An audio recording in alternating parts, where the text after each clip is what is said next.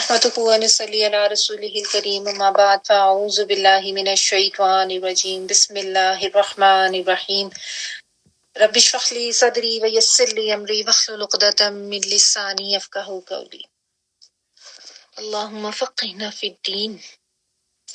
अल्लाहुम्मा फ़क़्हिना फ़िद्दीन आमीन या रब्बल आलमीन। जी, सूरत हूद आयत नंबर 61 से ऑनवर्ड्स हमने करना है, ठीक है। और जो हमने लास्ट वीक आयात की थी उसमें हजरत हूद अलैहिस्सलाम की जो कौम थी उसका अंजाम क्या हुआ और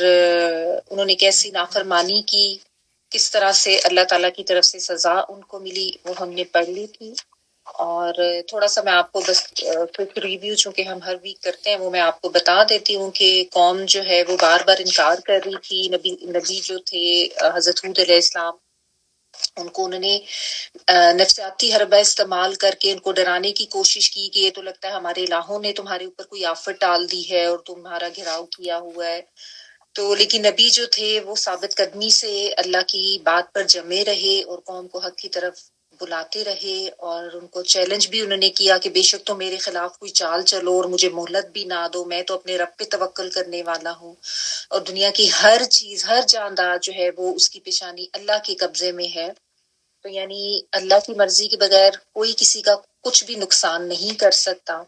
और ये भी कि मैंने तो अपना पैगाम तुम्हारे तक पहुंचा दिया है, तुमने मुंह फेरना है तो फेरो, मेरा काम तो यही है, मैं अपने काम से मुंह नहीं फेरूंगा, मैं इसी तरह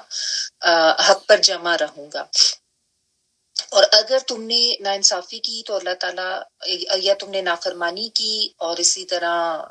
गुमराही में पड़े रहे तो अल्लाह ताला तुम्हें हटा के तुम्हारी जगह कोई और कौम को ले आएगा। और फिर यही हुआ कि उन्होंने बात नहीं मानी, वो हठधर्मी से अपनी शिर्क पर और नाफरमानियों पर जमे रहे। तो फिर अल्लाह ताला की तरफ से फैसला आ गया, हज़रत हूद अलैहिस्सलाम और उनके मानने वालों को बचाकर बाकी जो कौम थी वो अल्लाह के अजाब का शिकार हुई। और उसमें फिर ये भी अल्लाह सुब्हाना ताला ने बताया कि अल्लाह के नबी की बात मानने की बजाय उन्होंने जो जबर करने वाले दुश्मन, मुखालिफ और जो भी इन्फ्लुएंशियल लोग थे उनकी बातों की पैरवी उन्होंने की थी, जैसा कि अमूमन अवामुन नास करते हैं कि जो भी माशरे के बड़े लोग होते हैं जिनकी तरफ से जरा सा भी कोई प्रेशर होता है तो उसको वो ज्यादा वेटेज देते हैं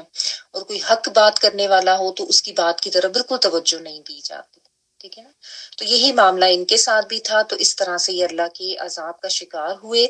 और अल्लाह सुब्हाना ताला ने बताया कि दुनिया में भी लानत इनके पीछे लगा दी गई। यानी बड़ी तरक्की याफ्ता कौम थी, लेकिन जब भी अब कभी इसका जिक्र होता है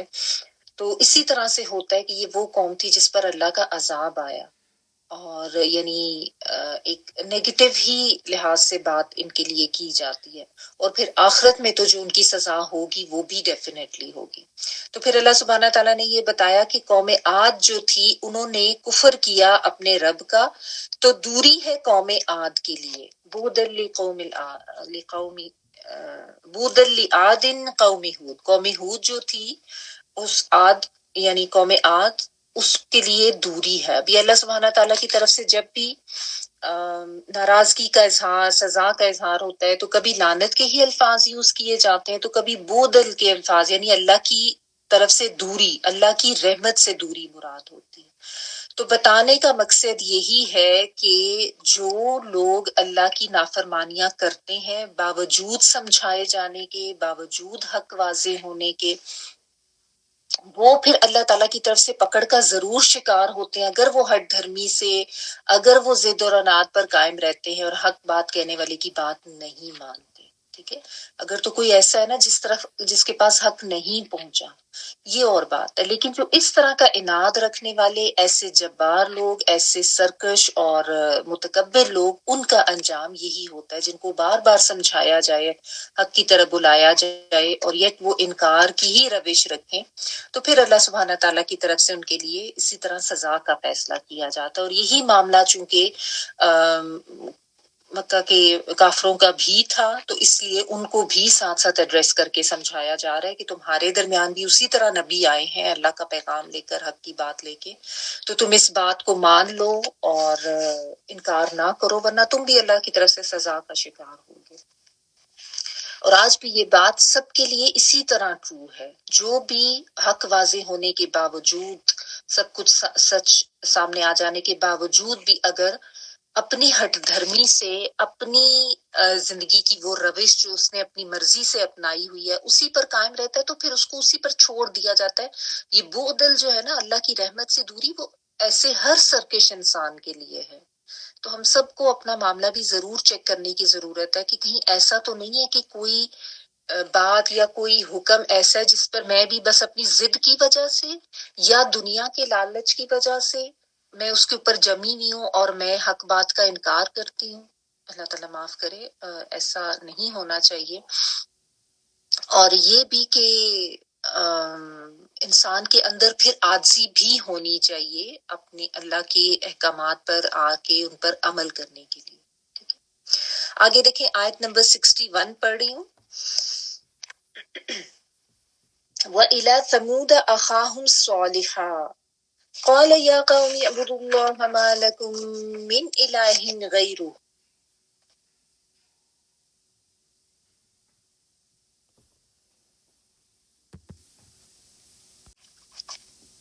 قَالَ يَا قَوْمِ اعْبُدُوا اللَّهَ مَا لَكُمْ مِنْ إِلَٰهٍ غَيْرُهُ هُوَ أَنشَأَكُم مِّنَ الْأَرْضِ وَاسْتَعْمَرَكُمْ فِيهَا فَاسْتَغْفِرُوهُ ثُمَّ تُوبُوا إِلَيْهِ إِنَّ رَبِّي قَرِيبٌ مُجِيبٌ۔ ایک سیکنڈ کیجیے۔ اور سمود کی طرف ہم نے ان کے بھائی صالح کو بھیجا، اس نے کہا، اے میری قوم، اللہ ہی کی عبادت کرو جس کے سوا تمہارا کوئی الہ نہیں۔ اس نے تمہیں زمین سے پیدا کیا ہے اور اسی میں آباد بھی کیا ہے، لہٰذا اسی سے بخشش مانگو اور اسی کی طرف رجوع کرو، بے شک میرا رب قریب ہے اور جواب دینے والا ہے۔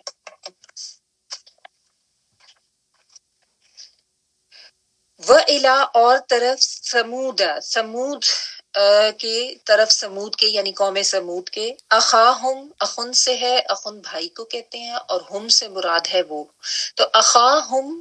ان کے بھائی، صالحن حضرت صالح علیہ السلام اللہ کے پیغمبر تھے، ان کا نام ہے یہاں پہ، جو اس قوم کی طرف بھیجے گئے تھے۔ قولا انہوں نے کہا، یا قومی اے قوم میری، میم زیر جو ہے وہ میری کے لیے آ رہا ہے، یا قومی عبد اللہ، اور اگر آپ نے علیحدہ سے پڑھنا ہے تو آپ اعبد اللہ، یا قومی اے قوم میری، اعبد اللہ عبادت کرو اللہ کی،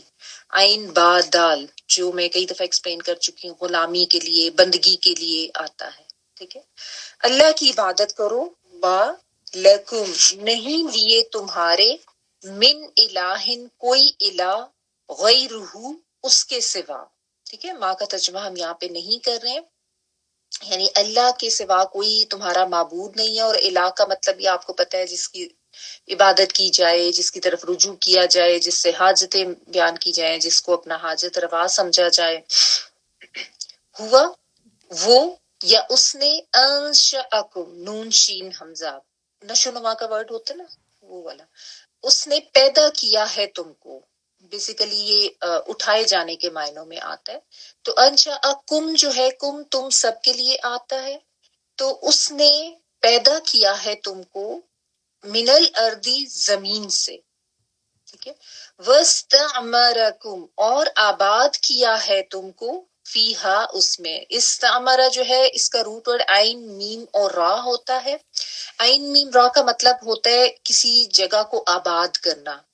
عمارتیں بنا، عمارت کا ورڈ بھی اسی سے عین میم را سے، عمارتیں جب کسی جگہ پہ بنائی جاتی ہے، کوئی جگہ خالی پڑی ہوتی ہے، بے آباد ہوتی ہے، تو اس جگہ پہ عمارتیں مکان بنا کے اس کو آباد کیا جاتا ہے، پھر وہاں پہ لوگ آ کے رہنے لگ جاتے ہیں، تو عمرہ کا مطلب آباد کرنا، تو استعمرکم اس نے آباد کیا ہے تم کو، فیہا اس میں، ہاں سے مراد زمین ہے، پیچھے زمین کی بات ہوئی ہے نا، انشأکم من الارض سے، فاستغفروہ پس استغفار کرو اس سے، मगफरत तलब करो उससे, गैन फारा जो कि ढांकने के मायनों में आता है, और सीनता बाब इस्तफाल में जाने की वजह से दोनों जो है इस्तअमरकुम और फस्तगफिरूहु दोनों बाब इस्तफाल के वर्ड है जिसमें सीन और ता आ जाता है। सुम्मा फिर तूबू तौबा करो, ताबा ये तूबू लौटने या पलटने के लिए आता है, तौबा करो इलैही तरफ उसके, इन्ना बेशक, रब्बी रब मेरा, करीबुन बहुत करीब है, मुजीबुन जवाब देने वाला है। जीम वाओ और बे दोनों जो है करीबुन मुजीबुन ये फ़ईलुन के वजन पर मुबालगे के सीगे हैं जिसमें बहुत का शिद्दत का मफहूम आता है। ठीक है, बहुत करीब है, बहुत ज्यादा जवाब देने वाला है, इस तरह से। अब यहाँ से जो है हजरत सालिह अलैहिस्सलाम की कौम जिसको कौम समूद कहा जाता है उसका जिक्र हो रहा है, और इनको आदे सानिया भी कहा जाता है। आद को आदे उला और इनको आदे सानिया भी कहा जाता है। क्यों? क्योंकि ये भी आगे से फिर यानी जब आद कौम आद खत्म हो गई और उसके बाद फिर जो लोग बचा लिए गए उन्हीं में से फिर ये लोग थे आगे, तो इनका सिलसिला नसब जो है वो भी जाके हजरत नूह अलैहिस्सलाम से ही मिलता है। ठीक है, क्योंकि मैंने आपको कौम आद का भी बताया था ना, उनके पड़पोते इरम और उनसे फिर आगे वो नस्ल चली थी, और उनमें से फिर जो बचे थे उनमें से आगे ये कौम समूद की नस्ल थी। और यही रहा कि कुछ अरसे तक लोग जो थे वो तौहीद पर रहे, सही रास्ते पर रहे, आहिस्ता आहिस्ता हटते गए। इनको असहाबुल हिज्र भी कहा गया है कुरान पाक में, यानी पत्थरों वाले, और सूरत हिज्र भी आपको पता है, सबको है। मैं आपको थोड़ा सा इनकी लोकेशन का आइडिया दे देती हूँ कि कहाँ पे इनकी हुकूमत थी या मलकियत थी। अगर आप स्क्रीन पे देखें तो ये आपको बीच में सऊदी अरेबिया लिखा नजर आ रहा है, उसके ऊपर रियाद है, लेफ्ट पे मदीना है, नीचे मक्का है, और मदीना से ऊपर आप देखें मदाइन साले आपको लिखा नजर आ रहा है। So from Medina going towards तबूक ये जगह आती है। देखो पर तबूक अगर थोड़ा सा आप लोगों को आइडिया है सऊदीया का तो आपको अंदाजा होगा। ठीक है, ये इनका इलाका था। अब इसको मदाइन साले, साले वो पैगंबर थे जो इनकी तरफ भेजे गए थे, और मदाइन जो है वैसे वो मदीना यानी शहर से उसकी जमा मदाइन वो आता है, मदीना शहर को कहते हैं। और अल उला अब वैसे इस इलाके का नाम जो है वो कहा जाता है। ठीक है, और यहाँ पर अभी भी इन लोगों के पहाड़ों को तराश के बनाए हुए घर जो हैं वो मौजूद है। ठीक है, सो ये जो है एक ये भी काफी बड़ा इलाका था जहाँ पे ये थे, और ये इलाका आप कह लें कि सरजमीन अरब के ऊपर की तरफ यानी शुमाल और फिर थोड़ा मगरिब की तरफ हो जाता है ना। देखें ऐसे शुमाल और ये थोड़ा सा लेफ्ट साइड पे हो जाता है, शुमाल मगरिब की तरफ इन लोगों की आपके लिए मलकियत थी या इलाका था इनका, और ये ऊपर तक थे फैले हुए। ये भी काफी आप कह लें कि तरक्की याफ्ता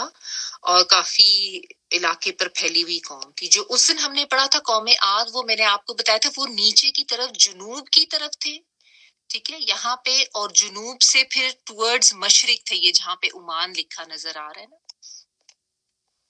ये देखिए मैंने आपको बताया था अहकाफ का इलाका था। ठीक है, यमन की तरफ। सो दिस वाज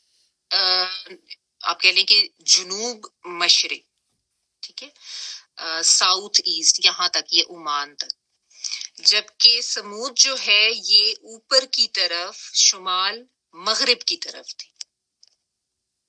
ठीक है, ये आपको थोड़ा सा आइडिया हो जाएगा।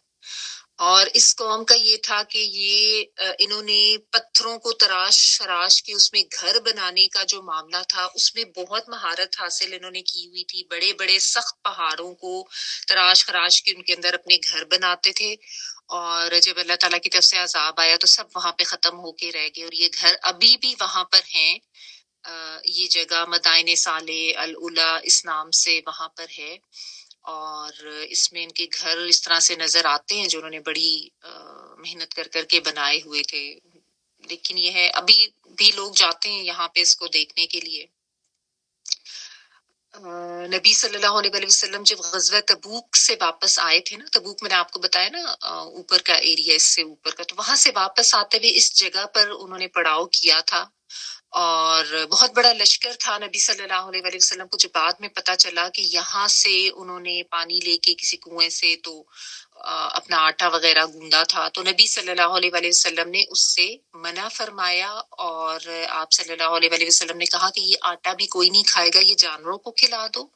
हालांकि ग़ज़वा तबूक एक ऐसा ग़ज़वा था जिसमें बहुत बड़ा लश्कर था और खाने पीने की चीजों की बहुत ज्यादा किल्लत हो चुकी थी। इवन देन आप सल्लल्लाहु अलैहि वसल्लम ने मना कर दिया था कि ये कोई नहीं खाएगा, सिर्फ उस कुएं से पानी लो जो जिससे हजरत सालेह अलैहिस्सलाम की ऊँटनी पानी पीती थी, वहां से उन्होंने बस इजाजत दी। और साथ ये भी कहा था आप सल्लल्लाहु अलैहि वसल्लम ने कि यहाँ से बस जल्दी से निकल जाओ। तो ऐसी जगहों से जो है ना गिरिया करते हुए, यानी रोते धोते और बहुत अल्लाह की से इस्तिग़फ़ार करते हुए गुजर जाना चाहिए। लेकिन अनफॉर्चुनेटली आज मुसलमान जो है ना, उन्हें इन जगहों को एक एंटरटेनमेंट का जरिया बनाया हुआ है। यहाँ पे भी, सऊदीया में भी, ये जो मदाइने साले हैं, यहाँ पे भी बड़ा एक वो टूरिस्ट की अट्रैक्शन है। बल्कि और जगहों पे भी जहाँ पे कोई खंडरात वगैरह मिलते हैं, वहाँ पे बड़ी शौक से लोग जाते हैं। लेकिन नबी सल्लल्लाहु अलैहि वसल्लम की तरफ से इसको मना किया कि ऐसी जगहों को पॉइंट ऑफ एंटरटेनमेंट या एंजॉयमेंट की जगह नहीं बना लेना चाहिए, पिकनिक स्पॉट्स नहीं बना लेना चाहिए, क्योंकि इन जगहों पे अल्लाह का गजब नाजिल हुआ है, अल्लाह का अजाब आया, अल्लाह की नाराजगी का इजहार हुआ है। तो ये जगह इबरत पकड़ने के लिए होती है, एंजॉयमेंट के लिए नहीं होती। बहरहाल मैं आपको थोड़ी सी लोकेशन उनकी समझाना चाह रही थी, और ये भी कि इनका किस तरह का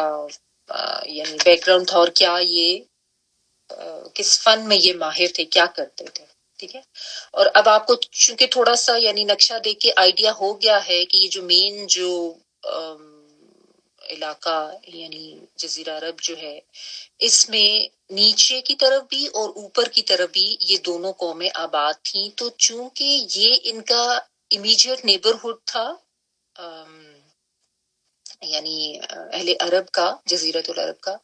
तो इन कौमों पे जो प्रॉब्लम्स हुए उनके किस्से इन लोगों को मालूम थे। ठीक है ना, होता ना कि आपकी नेबरिंग कंट्रीज के बारे में आपको ज्यादा पता होता है। जैसे हम पाकिस्तानी है तो हमारी सरहदें ईरान से मिलती हैं, अफगानिस्तान से मिलती हैं, चाइना से मिलती हैं, तो इन नामों से हम अच्छी तरह वाकिफ होते हैं, या इनके साथ जो भी हमारे ताल्लुकात वगैरह रहते हैं उनके बारे में हमें नो हाउ ज्यादा होती है। तो इस तरह ये, और चूंकि ताजर पेशा कौम थी तो तिजारत करते थे, तो इन इलाकों से गुजरते भी थे, तो इनको पता था। तो ये हिजर का इलाका कहलाता था जहां पे ये कौम समूद आबाद थी। ठीक है, जो भी मैंने आपको दिखाया इस पे नक्शे पे। बहरहाल अल्लाह सुब्हाना ताला ने यहाँ पे अब समूद का जिक्र करते हुए क्या फरमाया कि समूद की तरफ उनके भाई हजरत सौलेह अलैहिस्सलाम को भेजा गया। आप देखें, जब भी बताया जाता है ना पैगंबर के मबूस किए जाने का, तो इस बात को एम्फेसाइज किया जाता है कि वो उन्हीं में से थे, उनके भाई थे, क्योंकि मोस्टली तो यही होता था कि कौम से ही अल्लाह सुब्हाना ताला किसी को चुन के और उनका नबी बना देते थे। कुछ एक्सेप्शंस हैं, जैसे हजरत लूत अलैहिस्सलाम, हजरत इब्राहिम अलैहिस्सलाम, क्योंकि वो अपना इलाका छोड़ के हिजरत करके आए थे, लेकिन मोस्टली यही होता था। और इसको करने की भी वजह यही होती थी कि कौम के लोग अपने उस नबी से मानूस हों, उसको जानते हों और उसकी बात पर गौर करें, उनको पता हो कि वो कैसा इंसान है। तो इसलिए अल्लाह सुब्हाना ताला की सुन्नत यही रही है। ठीक है, तो ये जो कौम थी बहुत मजबूत कौम थी, संतराशी में माहिर थी, मालो दौलत की बहुत फरावानी थी, लेकिन शिरक में मुब्तला थी, नाफरमानी करती थी। इसलिए अल्लाह के नबी को यहाँ पे मबूस किया गया था, क्योंकि अल्लाह सुब्हाना ताला ने इंसान को पैदा ही अपनी इबादत के लिए किया है ना। तो जाहिर है जो मेन इंसान की जिंदगी का मकसद है वो तो यही है कि अपने रब की बंदगी की जाए, अपने रब की इबादत की जाए। तो जो भी नबी आते थे एक तो इसी मकसद के लिए मबूस किए जाते थे, और फिर आके वो पैगाम भी अल्लाह का जो सबसे पहले देते थे वो यही देते थे, उबुदुल्लाह, अल्लाह की बंदगी करो, अल्लाह की इबादत करो। यानी तुम्हारी जिंदगी में किसी और इलाह, किसी और रब का कोई کوئی معبود کا کوئی شائبہ نہیں ہونا چاہیے. تمہاری زندگی کا فوکس یا تمہاری بندگی کا مرکز محور صرف اور صرف اللہ سبحانہ تعالیٰ کی ذات ہونی چاہیے. جھکنا ہے تو اسی کے سامنے، استغفار کرنا ہے تو اسی سے، دعائیں مانگنی ہے تو اسی سے، حاجت کے لیے جانا ہے تو اسی کے پاس جانا ہے. ٹھیک ہے، تو یہ اللہ سبحانہ تعالیٰ کی شان بھی ہے، یہ اللہ سبحانہ تعالیٰ کی ذات کا سب سے بڑا حق بھی ہے کہ صرف اور صرف اس کی بندگی عبادت کی جائے. اور یہی ہر نبی کی تعلیم ہوتی تھی. ٹھیک ہے، بیسک یہی ہے، دین کی بنیاد یہی تھی جو تمام انبیاء لے کر آئے تھے. تو یہی بات حضرت صالح علیہ السلام بھی کہہ رہے ہیں. حضرت نوح علیہ السلام کی قوم کے قصے میں بھی ہم نے یہی پڑھا، حضرت ہود علیہ السلام کے قصے میں بھی ہم نے یہی پڑھا. اور یہ بھی ما لکم من الہ غیرہ، تمہارے لیے اللہ کے سوا کوئی معبود نہیں ہے. انہوں نے بھی بت تراش رکھے تھے اور ان کو پوجا کرتے تھے. ان کو یہی بتایا جا رہا ہے کہ یہ سب تمہارے غلط عقائد و نظریات ہیں، اللہ کے سوا کوئی معبود نہیں. ٹھیک ہے، اور یہی معاملہ چونکہ مشرکین عرب کا بھی تھا، وہ بھی بے تحاشا انہوں نے بت بنا رکھے تھے، کعبہ میں بھی بت رکھے ہوئے تھے، خود کو حضرت ابراہیم کا پیروکار بھی بتاتے تھے اور ساتھ اتنا زیادہ شرک بھی کرتے تھے. ان کو بھی ایگزیکٹ یہی پرابلمس ان کی تھیں، یہی مسائل اور یہی برائیاں ان کے اندر تھی. سب سے بڑی بیماری شرک کی، اور ان سے جب ان کو روکا جاتا تھا تو ان کے بھی جوابات اسی طرح کے ہوتے تھے جس طرح کی ان دیگر قوموں کے تھے. تو اس لیے ان کو سمجھایا جا رہا ہے انہی کے نیبرہوڈز میں جو قومیں آباد تھیں اور اللہ کی غضب کا شکار ہوئی، ان کی مثالیں دے کر. لیکن اس کا مطلب یہ نہیں ہے کہ یہ باتیں صرف مشرکین عرب تک کے لیے تھیں. آج بھی جو لوگ اللہ کے سوا کسی اور کو اپنا معبود یا اپنا الہ مانتے ہیں، ان سب کے لیے بھی یہی احکامات ہیں. اور اس میں صرف یہ نہیں سمجھ لینا چاہیے کہ نہیں ہم تو بتوں کی پوجا تھوڑی کرتے ہیں، بتوں کی پوجا تو بس یہ ہندو کرتے ہیں. عبادت کرنا، الہ بنانا یا کسی کو اپنا معبود سمجھنا، اس کا مطلب صرف یہ نہیں ہوتا کہ کوئی بت کے ہی آگے جھک رہا ہے تو وہی مشرک ہے، باقی نہیں ہے. بہت سے لوگ ایسے ہیں جنہوں نے اپنے نفس کو الہ بنا لیا. کیونکہ معبود تو وہ ہوتا ہے نا جس کی بات مانی جائے، جس کے حکم کے آگے انسان جھک جائے اور جس کے سامنے بالکل اپنے آپ کو بے بس سمجھے. تو اگر ایسا معاملہ انسان کا اپنے نفس کے ساتھ ہے کہ وہ اپنی نفس کی بات مانتا ہے، اس کے سامنے جھکتا ہے اور اس کے سامنے بالکل بے بس ہے، تو پھر وہ ظاہر اس نے اپنے نفس کو الہ بنا لیا ہوا ہے. ٹھیک ہے، اور اسی طرح اگر کسی نے کسی معاشرے کو یا معاشرے کے کچھ حکمرانوں کو یا کچھ لوگوں کو جو ذرا کسی لحاظ سے انفلوئنشل ہیں، چاہے وہ کوئی نون کوئی سیلیبریٹیز پرسنالٹیز ہیں یا وہ ویسے کوئی حاکم ہے کسی طرح کے، کسی وجہ سے یا اپنی ذات برادری یا اپنے دوست ملنے جلنے والے، ان کا خوف اتنا اندر اپنے بٹھا لیا ہے کہ ان کی باتوں کے انسان زیادہ ویٹیج دیتا ہے، تو یہ بھی معبود بنانے کی ہی مترادف ہے. تو اس لیے ہم سب کو بھی اپنے آپ کو چیک کرنے کی ضرورت ہے، کیونکہ ہمارے اندر بھی کہیں نہ کہیں یہ کسی نہ کسی صورت میں ذرا سا شرک سرایت کر سکتا ہے. ایسی بات نہیں ہے کہ ہم کہیں کہ ہم اللہ کے ماننے والے ہیں تو ہم تو نہیں شرک کرتے. بہت سے اللہ کو ماننے والے جو ہیں وہ کہیں نہ کہیں کسی نہ کسی شرک کا بھی شکار ہو جاتے ہیں نا. تو یہ جو طاغوت کا انکار ہے، تمام جھوٹے معبودوں کا انکار، تمام باطل معبودوں کا انکار، یہ سب سے بڑی آپ کہہ لیں کہ ایک ریکوائرمنٹ ہے ایک مومن سے، ایک ایمان والے سے. ٹھیک ہے نا.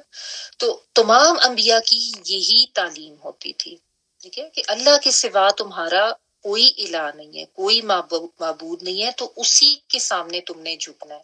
تو عبادت اور بندگی ونس اگین اس کو دہرا لیں کہ اس کا مطلب صرف رسوم عبادت نہیں ہے کہ بس ہم نماز پڑھ رہے ہیں اللہ کے لیے یا قرآن پڑھ رہے ہیں تو ہم نے بس بندگی کا حق ادا کر دیا. نہیں، بندگی کا حق تو انسان نے زندگی کے ہر مرحلے پر ادا کرنا ہے، اور زندگی کے ہر شعبے سے اس کا تعلق ہے. چاہے انسان لوگوں کے ساتھ معاملات کر رہا ہے تو اس کو یاد رہے کہ میں کس کا عبد ہوں. وہ کمائی کرنے کے لیے نکل رہا ہے تو اس کو یاد رہے کہ میں کس کا عبد ہوں اور اس کے کیا احکامات ہیں اور اس کی کیا بتائی ہوئی حدود ہیں. ٹھیک ہے، تو زندگی کے ہر پہلو پہ یہ جو ابدیت کی بات ہے نا، یہ لاگو ہوتی ہے. ہم لوگ سمجھتے عموماً یہ ہے کہ شاید صرف نماز پڑھنا، روزہ رکھنا یہی عبادت ہے. یہ تو سارے ایک ظاہری طریقے ہیں نا، عبادت کے رسوم ہیں یا ریچولز ہیں. ٹھیک ہے، وہ تو کرنے ہی ہیں، لیکن اندر سے بھی تو انسان کا پتہ ہو اور اس کو احساس ہو کہ میں اللہ کا عبد ہوں، تو میں نے ہر وقت اس کا عبد رہنا ہے. ظہر اور عصر کے درمیان بھی جو معاملات میں کر رہا ہوں اس میں بھی میں اللہ کا ہی عبد ہوں. یہ تو نہیں کہ نماز پڑھ لی اللہ کے لیے اور اس کے درمیان پھر لوگوں پر ظلم کیا، حرام کمایا، سب غلط کام کیے یا اپنے نفس کی بات مان لی. تو یہ تو عبد ہونا نہیں ہے نا، یہ تو دنیا کی کو اپنا معبود سمجھنے والی بات ہے. یہ سمجھنا چاہیے. پھر جو یہ بات ہے ہوا انشأکم من الارض، زمین سے تمہیں پیدا کیا، اس سے مراد یہ ہے کہ ایک تو یہ کہ مٹی سے پیدا کیا جانا، ٹھیک ہے، کہ ظاہر ہے تمام بنی نوع انسان حضرت آدم علیہ السلام کی اولاد اور حضرت آدم علیہ السلام جو ہیں ان کو مٹی سے پیدا کیا گیا تھا، ٹھیک ہے. تو اس زمین کی چیز ہے مٹی. اور بعض مفسرین نے اس کو اس طریقے سے بھی ایکسپلین کیا ہے کہ انسان کو جب زمین پہ بھیجا گیا، آباد کیا گیا، تو اس کو اپنی زندگی گزارنے کے لیے جن چیزوں کی ضرورت ہوتی ہے اس کا تعلق ارض سے ہے، زمین سے ہے، مٹی سے ہے. یعنی مٹی سے ہی نباتات اگتی ہیں، پھل پھول پودے، اناج، دالیں، اور یہی چیزیں کھا کے پھر جب جانور جو ہیں وہ بھی پھلتے پھولتے ہیں. تو انسان کی ضرورت تو دونوں ہے، پودے بھی ہیں جانور بھی ہیں، دونوں سے انسان کی ضروریات پوری ہوتی ہیں. تو یہ ایک زمین کے ساتھ یا مٹی کے ساتھ جو انسان کا تعلق ہے اور انسان کی نشو و نما، اس کی زندگی کا انحصار خوراک پر ہے، نظر اس کے بغیر تو انسان کچھ بھی نہیں ہے. تو یہ چیز ہے کہ ہوا انشأکم من الارض، ٹھیک ہے. اور پھر واستعمرکم فیہا کا مطلب یہ ہے کہ جو اس دنیا میں زندگی گزارنے کے لیے تمہیں یا اس دنیا میں آباد ہونے کے لیے جو تمہیں جن نعمتوں کی ضرورت تھی وہ بھی اللہ سبحانہ تعالیٰ نے تمہیں یہاں پہ مہیا کر دی ہیں، ٹھیک ہے. یعنی ایسا نہیں ہے کہ انسان کو بھیج کے اللہ تعالیٰ نے بس انسان کو چھوڑ دیا اور اس کی ضروریات کی طرف کوئی توجہ نہیں دی گئی، ایسا نہیں ہے.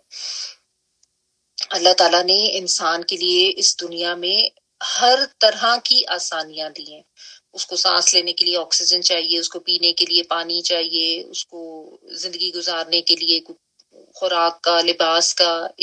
ان کی ضرورت ہے تو اس کا بھی بندوبست کیا گیا. معاش کی ضرورت ہے، اس کو سکھایا گیا کیا کر سکتے ہیں، پھر اس کو بتایا گیا، حدود بھی بیان کر دی گئی، ٹھیک ہے نا. تو اللہ سبحانہ تعالیٰ نے انسان کو آباد بھی کیا اس کے اوپر، یعنی ایسے چھوڑ نہیں دیا، ٹھیک ہے. تو اب انسان سے کیا مقصود ہے یا کیا ریکوائرڈ ہے کہ وہ اللہ کی بندگی کرے. اور اگر اس دوران اس دنیا میں زندگی گزارتے ہوئے اس سے کوئی غلطیاں ہوئی ہیں، گناہ ہوئی ہیں، خطائیں ہوئی ہیں، تو اس کے لیے بھی اللہ سبحانہ تعالیٰ کی طرف اس کو رجوع کر کے اپنی معافی مانگنے کی ضرورت ہے، ٹھیک ہے. تو یہاں پہ حضرت صالح علیہ السلام جو ہے نا، آپ دیکھیں کہ کچھ استدلال بھی کر رہے ہیں ان کو،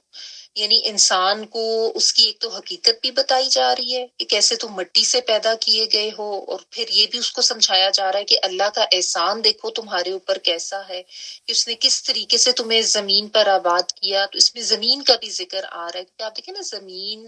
کو انسان کے رہنے اور ٹھہرنے کے لیے اس قابل بنایا گیا، ورنہ یہ تو جب بنی تھی، جب وہ بگ بینگ ہوا تھا جس کا ذکر ہم پڑھتے ہیں قرآن میں بھی، تو یہ تو ڈول رہی تھی. پھر اللہ سبحانہ تعالیٰ نے بتایا کہ اس میں پہاڑوں کو میخوں کی طرح گاڑا گیا کہ یہ رک جائے، کیونکہ اگر اس طرح ہلتی ہوئی زمین ہوتی تو ہم میں سے کسی کا اس کے اوپر رہنا ممکن نہیں تھا. آج خدا نخواستہ تھوڑا سا زلزلہ آتا ہے تو کیا حالت ہو جاتی ہے. پھر آپ دیکھیں انسان کے لیے کیسے زمین سے بندوبست کیا گیا، نرم بھی ہے لیکن اتنی نرم نہیں ہے کہ انسان اندر دھس جائے، چل نہ سکے. پھر سخت بھی ہے، اتنی سخت ہے کہ انسان اس کے اوپر چل بھی سکتا ہے، اپنی عمارتیں بھی بنا سکتا ہے، یٹ وہ ایسی بھی ہے کہ اس کے اندر سے پودے بھی چھوٹی سی کومپل، ایسے چھوٹا سا پودا اس کو پھاڑ کے باہر نکل آتا ہے. تو اللہ تعالیٰ نے ایسی استعداد زمین کے اندر رکھی ہے، اس قابل بنایا انسان کے لیے.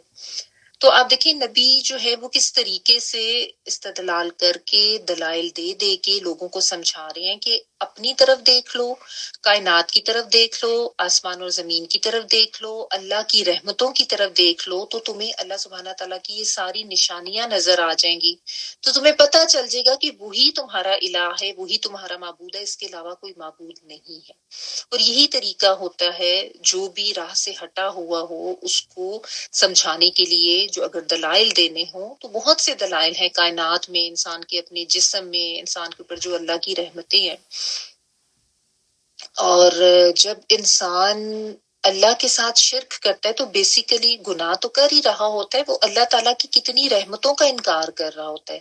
اللہ تعالیٰ کی کتنی قدرتوں کا انکار کر رہا ہوتا ہے، اور اس کی کتنی نعمتوں کی ناشکری کر رہا ہوتا ہے، اس کی طرف دھیان ہی نہیں دے رہا ہوتا. اور وہ سمجھتا ہے پتہ نہیں فلاں بت نے دے دی، فلاں انسان نے دے دی، فلاں میری روزی کا مالک ہے، اس کو میں خوش کر لوں. عموماً ہم لوگ کا بھی تو یہی ہوتا ہے نا، ہم لوگوں کے پریشر میں زیادہ ہوتے ہیں اور ان کی باتوں کو زیادہ اہمیت دیتے ہیں.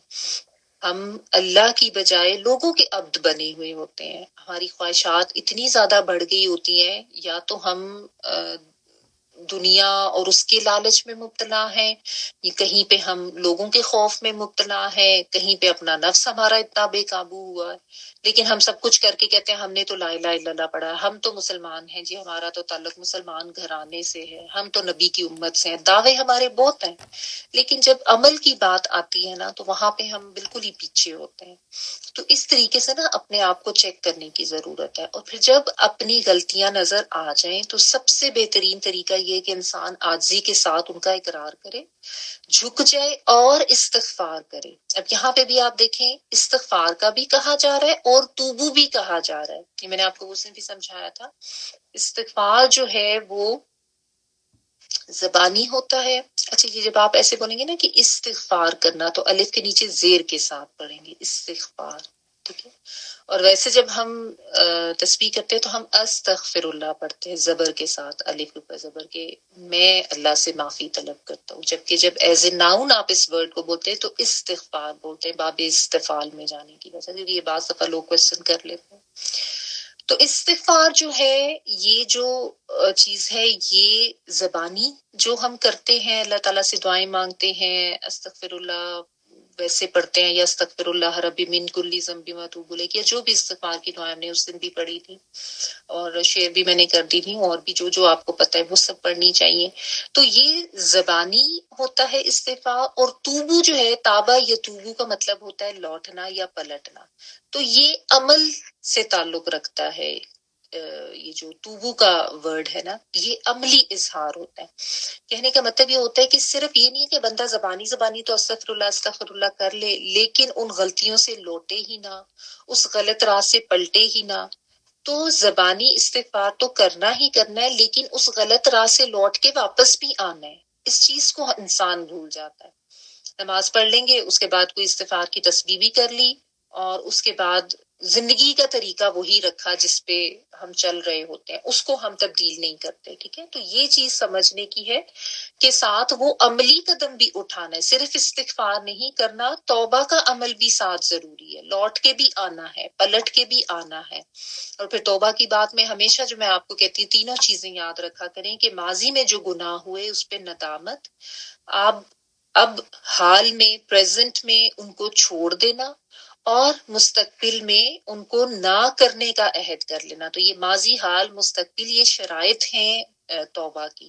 ان کے ساتھ اگر انسان لوٹتا ہے، پلٹتا ہے، توبہ کرتا ہے، استغفار کرتا ہے، تو پھر ہی اس کی توبہ قابل قبول ہے نا. یعنی اگر کسی نے مزاق بنایا ہوا ہے توبہ کا کہ بس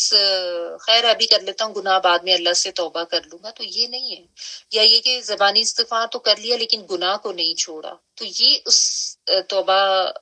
اصلی یا توبۃ النصوح جس کو کہا گیا اس معنوں میں نہیں آتا. سچی خالص توبہ جس میں دل سے نیت ہو، جس میں دل میں انسان کے اندر ندامت ہو، شرمندگی ہو، احساس جرم ہو، اور پھر اس کے ساتھ اللہ تعالیٰ کے ساتھ توبہ کرے. اور پھر اس میں جو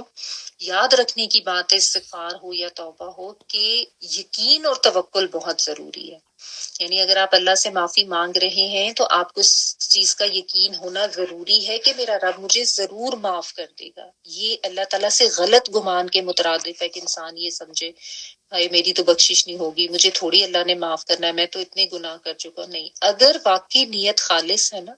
اور واقعی انسان واپس آنا چاہتا ہے تو پھر اس یقین کے ساتھ جب اللہ تعالیٰ سے مانگے گا کہ اللہ تعالیٰ مجھے معاف ضرور کریں گے، تو اللہ تعالیٰ کی ذات تو بہت غفور و رحیم ہے. تو یہ یقین ہونا بھی بہت ضروری ہے، اور کوئی شیطانی وسوسوں میں آنے کی ضرورت نہیں ہے کہ نہیں میں تو بہت گناہ گار ہوں تو میری تو معافی ہو نہیں سکتی، تو اس لیے چلو پھر گناہ ہی کرتے رہو تو ٹھیک ہے، مجھے کون سا معافی مل جانی. تو اللہ سبحانہ تعالیٰ نے خود کہا ہے نا کہ جتنے بھی تم نے اپنی جانوں کے اوپر گناہ کر کر کے اسراف کیا ہو، میری طرف آؤ، مجھ سے مانگو معافی اور استغفار کرو، میں بخشنے والا ہوں. ٹھیک ہے، تو بس یہ یاد رکھنا چاہیے. تو یہی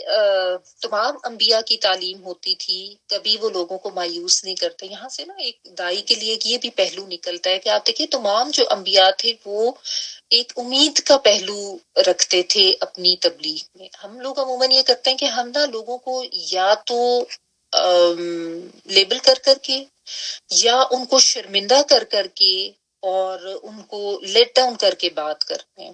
جبکہ انبیاء کو آپ دیکھیں یا قومی اے میری قوم میں اس قصے میں بھی آپ دیکھیں کہ اور ہر جگہ پہ جہاں پہ انبیاء کا ذکر آتا ہے کہ اپنی قوم کو وہ سمجھاتے تھے تو ان کی اپنائیت کا ذکر ضرور آتا ہے، ان کی محبت کا ذکر ضرور آتا ہے. ساتھ یہ بھی بتایا جا رہا ہے کہ مشرک قوم ہے، نافرمان قوم ہے، بہت زیادہ تنگ کرنے والی قوم ہے، ضدی ہے، ہٹ دھرم ہے،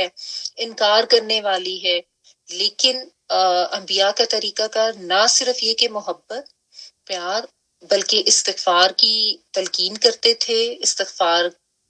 کی اہمیت بتاتے تھے، اور اس کے ساتھ ساتھ امید بھی دیتے تھے کہ رب جو ہے میرا وہ بہت زیادہ معافی کو قبول کرنے والا ہے، بخشنے والا ہے، رحم کرنے والا ہے. یعنی یہ نہیں ہے کہ تم معافی مانگو گے تو تمہاری معافی قبول نہیں ہونی. لیکن ہم لوگ جب لوگوں کے ساتھ بات کر رہے ہیں، کوئی دعویٰ کا کام کریں یا دعوت دے، تو بالعموم لوگوں کا یہ طریقہ ہوتا ہے کہ یا تو ہم اگلے کی غلطی کو اس کا ایک اتنا بڑا جرم بنا کے اس طریقے سے اس سے بات کریں گے کہ اس کو شرمندگی ہو، اس کو لیٹ ڈاؤن کریں گے. یہ طریقہ کار انبیاء کی سنت نہیں ہے، اس کو یاد رکھا کریں. انبیاء کی سنت جو ہمیں یہاں سے پڑھ کے سیکھنے کو مل رہی ہے نا، اس پہ غور کرنا ضروری ہے. ورنہ کیا ضرورت ہے بار بار یہ ہمیں بتائے جانے کی یا قومی استغفار کرو، اللہ کی عبادت کرو، اللہ کی طرف لوٹو پلٹو، اور پھر اللہ تعالیٰ کی صفات بیان کی جاتی ہیں. پہلے بھی ہم نے یہی پڑھا، حضرت نوح کے قصے میں بھی، حضرت ہود علیہ السلام کے قصے میں بھی. ٹھیک ہے نا؟ تو اس چیز کو بھی سمجھنا چاہیے. اور ضروری نہیں کہ آپ کو کوئی کی دائی کی ہی حیثیت سے ہوں گے. دیکھیں ہم میں سے ہر کوئی اللہ کی بات آگے پہنچا سکتا ہے نا. تو ہر ایک کو یہ سمجھنے کی ضرورت ہے کہ اللہ کی بات آگے کس طریقے سے کرنی ہے، کس طریقے سے پہنچانی ہے. نرم طریقے سے، اچھے طریقے سے، اخلاص کے ساتھ، اچھے اخلاق کے ساتھ، اور خیر خواہی کا جذبہ لیے ہوئے یہ کرنی ہے. یہ چیز ذہن میں رکھنے کی ضرورت ہے. ٹھیک ہے، تو اللہ کے نبی ان کو سمجھا رہے ہیں. اور اس میں ایک یہ بھی بات ہے کہ ایک تو وہی بات کہ جو عرب کے مشرکین تھے ان کا ایگزیکٹلی یہی معاملہ تھا، وہ بھی ان چیزوں پہ اسی طریقے سے گناہوں کا، غلطیوں کا شکار تھے، شرک کا شکار تھے، اور سمجھانے پر نہیں مانتے تھے. اور نبی صلی اللہ علیہ وسلم ان کو بھی سمجھاتے تھے. اصل میں یہ انسانوں کا آپ کہنے کہ ایک ان کی نفسیات ایسی ہوتی تھی، ان کی سوچ ایسی ہوتی تھی کہ چونکہ ہوتا تھا نا کہ وہ بادشاہت والا دور ہوتا تھا، اور ان لوگوں کا خیال یہ ہوتا تھا کہ عام جو انسان ہے اس کی رسائی تو بادشاہ کے دربار میں ہو نہیں سکتی. یعنی بادشاہ کے دربار میں جانے کے لیے ان کو تو بہت سے لوگوں کا سہارا لے کے اپنی بات آگے تک پہنچانی پڑتی تھی. ٹھیک ہے نا؟ تو ان کو لگتا تھا کہ اللہ سبحانہ تعالیٰ کی ذات بھی ایسی ہے کہ ہم ڈائریکٹ اس تک نہیں پہنچ سکتے. تو ہم جو یہ دیوی ہیں، دیوتا جن کو ہم نے بنائے ہوئے ہیں اپنے بت، یہ بہت ضروری ہے ہمارے لیے کیونکہ یہ ہمارے سفارشی ہیں. اور اگر آپ دیکھیں کہ یہ عقیدہ ہر دور میں انسانوں کا رہا ہے نا، کہ وہ یہی سمجھتے ہیں کہ کوئی مقربین ہونے چاہیے کوئی ایسے وسیلے ہونے چاہیے جو ہماری بات یا ہماری دعائیں آگے تک پہنچائیں، ورنہ اللہ تو ہماری دعائیں نہیں سن سکتا، ہم تو اس قابل نہیں ہیں، ہم تو گنہگار ہیں۔ تو یہ عقیدے اصل میں سکھائے جاتے ہیں نا، جو بھی دنیا دار اور دنیا کے مال کے حوث جن کے اندر ہوتی ہے، اور وہ جو مطلب آپ کہنے کہ انہوں نے دین کے ٹھیکیدار بن کے بیٹھے، انہوں نے عام لوگوں کے ذہن میں یہ عقیدہ اتنا پختہ کر دیا ہے نا کہ دیکھو جس طرح بادشاہ تک اپنی درخواست پہنچانے کے لیے بادشاہ کے مقربین تک رسائی کی ضرورت ہوتی ہے، وہی باتیں آگے تک پہنچاتے ہیں، تو اللہ سبحانہ تعالیٰ تو پوری کائنات کا مالک ہے، اس تک تم لوگ کیسے پہنچ سکتے ہو؟ ہم انسان تو بڑے گناہ گار ہیں، اور اس کے لیے ہمیں بھی مقربین کا وسیلہ تلاش کرنا ہوتا ہے، ٹھیک ہے نا؟ اور مقربین میں وہ یا تو اپنی ذات کو لے آتے ہیں، یا کوئی فوت شدہ بزرگان جن کی قبریں بنا بنا کے اور ان کو انہوں نے کمائی کا ذریعہ بنایا ہوتا ہے، ان کو وہ شامل کرتے ہیں، ٹھیک ہے نا؟ تو اس طرح کے گمراہ کن عقائد لوگوں کو سکھا کے اور بے شمار پھر شرک کی اقسام میں ان کو مبتلا کر دیتے ہیں، ٹھیک ہے؟ جبکہ اللہ سبحانہ تعالیٰ تو اس چیز کی بار بار تردید کرتے ہوئے لوگوں کو سمجھاتے ہیں کہ ایک الہ ہے، ایک معبود ہے، اور اگر ابھی تک غلط کرتے بھی آئے ہو تو اس سے استغفار کر لو، لوٹ آؤ، پلٹ آؤ، اس سے اپنی حاجتیں بیان کرو، اس کی عبادت کرو، وہ غفور الرحیم بھی ہے۔ اور یہاں پہ دیکھیں اللہ تعالیٰ کی جو صفات بتائی گئی ہے، قریب مجیب بھی ہے، یعنی تم یہ مت سمجھو کہ اللہ تم سے بہت دور ہے۔ یہی بات کہ جو لوگوں کو یہ عقیدے سکھا دیں گے نا کہ اللہ تک رسائی تمہارے لیے تو ممکن ہی نہیں ہے، اللہ کے تک پہنچنے کے لیے تو بیچ میں بہت سے لوگوں کے وسیلے تمہیں چاہیے ہوں گے، اور اس کے ذریعے پھر لوگوں کو شرک میں بھی ڈالتے ہیں، اور آپ یہ کہہ لیں کہ ان کو ایک انڈر کانفیڈنٹ رکھا جاتا ہے نا کہ میں تو اللہ سے ڈائریکٹ دعا نہیں مانگ سکتا، میں اللہ تعالیٰ سے ڈائریکٹ معافی نہیں مانگ سکتا، اور لوگ غلط قسم کی چیزوں میں مبتلا رہتے ہیں۔ تو یہ قریب و مجیب کا مطلب ہی یہی ہے کہ اللہ تعالیٰ تو تمہاری بہت قریب ہے، اللہ تو ہماری شہرک سے بھی قریب ہے، یعنی ایسا نہیں ہے کہ ہم اللہ سے دعا مانگیں گے یا معافی مانگیں گے یا استغفار کریں گے یا کوئی اپنی حاجت بیان کریں گے تو اللہ تعالیٰ کو پتہ نہیں چلے گا۔ یہی تو عقیدہ یہاں پہ ٹھیک کیا جا رہا ہے، اور یہی تو توکل انسان کا بنایا جا رہا ہے کہ اللہ سے جب تم مانگتے ہو، اللہ تعالیٰ کو بخوبی علم ہوتا ہے کہ تم کیا مانگ رہے ہو، تمہاری کیا پریشانی ہے، تمہاری کیا حاجت ہے، یا تمہارے اندر کتنی ندامت ہے اور تم اس گناہ سے معافی مانگ کے لوٹنا چاہتے ہو۔ تو یہ مت سمجھو کہ اللہ تم سے دور ہے، اور یہ بھی نہیں سمجھو کہ اللہ تعالیٰ تمہاری دعائیں سنتے نہیں ہیں۔ یہ مجیب ان کا ورڈ بھی یہی یقین دہانی کے لیے کہ جو جواب دینے والا ہے۔ جواب کون دیتا ہے؟ جب آپ کسی کو پکارتے ہیں، جو سنتا ہے وہی جواب دیتا ہے نا۔ اگر کوئی بہت دور کھڑا ہے، آپ نیچے سے بلا رہے ہیں، وہ اوپر اپنے کمرے میں بیٹھا ہے، جیسے ہم 5 دفعہ بچوں کو بلاتے ہیں، ان کو آواز ہی نہیں جاتی، سنتے ہی نہیں ہے، تو وہ ان کو نہیں پتہ چلتا، بعد میں ہم ان کو کہتے ہیں کہ تم جواب نہیں دیتے ہو۔ تو جب جو سن لے گا وہ تو آگے سے جواب دیتا ہے، الا یہ کہ کوئی ایسا ہو جو سنی انسنی کرے، یا جو سامنے بھی کھڑا ہو لیکن بہرا ہو، ٹھیک ہے نا۔ لیکن اللہ سبحانہ تعالیٰ کی ذات وہ ذات ہے جو انسان کی دعائیں، اس کی حاجتیں، اس کا پکارنا، اس کا گڑ گڑانا، اس کا مانگنا، ان سب سے واقف ہے۔ اللہ تعالیٰ سنتے بھی ہیں اور اللہ تعالیٰ جواب بھی دیتے ہیں۔ تو بیسیکلی تو یہاں پہ اپنے اس بھروسے کو ہمیں پختہ کرنے کی ضرورت ہے، کیونکہ ہم میں سے ہر کوئی جو ہے نا، اگر آنیسٹلی ہم اپنا تھوڑا سا بھی محاسبہ کریں نا، تو ہم میں سے ہر ایک کے اندر کہیں نہ کہیں یہ تھوڑا سا ایک ایلیمنٹ ضرور ہے کہ دیکھو اللہ نے میری بات نہیں سنی، اللہ تعالیٰ نے میری تو دعائیں نہیں قبول کی، کہیں نہ کہیں پہ کسی نہ کسی جگہ پہ کیسا ہوتا ہے۔ بہت سے معاملات میں کسی نہ کسی چیز پہ ہم بہت دعا بھی کر رہے ہوتے ہیں، بہت جدوجہد بھی کر رہے ہیں، وہ کام نہیں ہو رہا ہوتا۔ تو ایسے میں پھر انسان ہے نا، ظاہر ہے انسانی جذبات تو سب کے ساتھ ہے، تو انسان کے ذہن میں آتا ہے کہ میری تو دعائی نہیں سن رہے، میری تو دعائی نہیں قبول ہو رہی۔ تو یہ صرف ان کو سمجھایا نہیں جا رہا ہے جو شرک کرتے ہیں، ہم میں سے ہر ایک کے لیے یہ چیز سمجھنے کی ضرورت ہے، کیونکہ کہیں نہ کہیں یہ اندر تھوڑا سا آپ کہہ لیں ایک گلہ، ایک شکوہ انسان کے اندر آ جاتا ہے، کیونکہ شیطان تو دیکھیں ہر ایک کے ساتھ ہے نا، انسان کے خون کے ساتھ ساتھ وہ دوڑتا ہے خون کے اندر شیطان جو ہے، تو وہ کہیں نہ کہیں انسان کو ضرور مایوس کرتا ہے اور اس کی امید کم کرتا ہے۔ تو جب بھی شیطان کی طرف سے ایسا وسوسہ آئے تو ایک تو وسوسوں سے بچنے کی دعا بھی پڑھے۔ سورۃ فلق و سورۃ الناس جو ہے ان کو سمجھ کے، اور ویسے بھی اعوذ باللہ پڑھیں تاکہ شیطان جو ہے وہ یہ وسوسے دور کرے، اور یہ ان ربی قریب مجیب یہ پڑھ پڑھ کے نا اپنے آپ کو یقین دلانے کی کوشش کرنی چاہیے، کیونکہ بعض دفعہ ایسا ہوتا ہے کہ انسان کی وہ جو اندر کا وسوسہ یا وہ جو آواز ہوتی ہے انسان اس کو زیادہ سننے لگ جاتا ہے، اور پھر آہستہ آہستہ انسان کو نا ایک بے چینی بھی ہونے لگ جاتی ہے، اور شیطان یہی تو چاہتا ہے کہ انسان کو بے چین کرے، اس کو شک میں ڈالے اور اس اللہ کے اوپر سے اس کا بھروسہ کم کر دے۔ تو یہ نہیں کرنا،